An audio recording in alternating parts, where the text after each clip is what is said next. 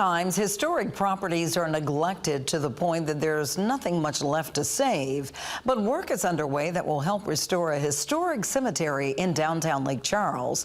KPLC's Teresa Schmidt visited today's construction activity. It's been more than 100 years since any new graves were put at the Old Catholic Cemetery at Common and Iris Streets. Though disrepair is a problem, a major project to provide a solid fence that will help preserve the cemetery and make it easier to maintain is underway. Plus, its age and history are fascinating, with graves dating back into the 1800s. Design and build contractor Buzzy Rebeck loves historic projects. I learn a lot from them.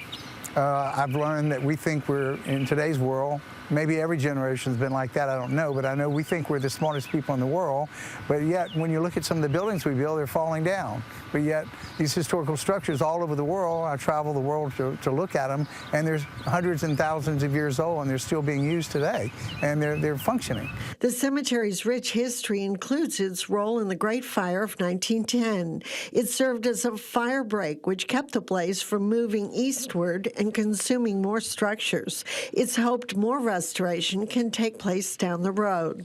It would be an outdoor altar area with a wall, with perhaps some of the loose headstones could be mounted on the wall. A lot of the graves, you'll notice some of the tops are broken and the bricks are broken because there's no reinforcing put in. And as the grounds have settled, they haven't been able to sustain their integrity, and they've cracked. So, you know, that's it's going to help to contain this. Local historian Trent Gremion says it's estimated more than 400 people are interred here, though at last check there were only about 180 surviving grave markers. He says it's believed at least 84 adults, 5 children, and 11 infants are buried in unmarked graves. Of those that are marked, Gremion points out it's the final resting place for many immigrant families from around the turn of the century. Teresa Schmidt, 7 News.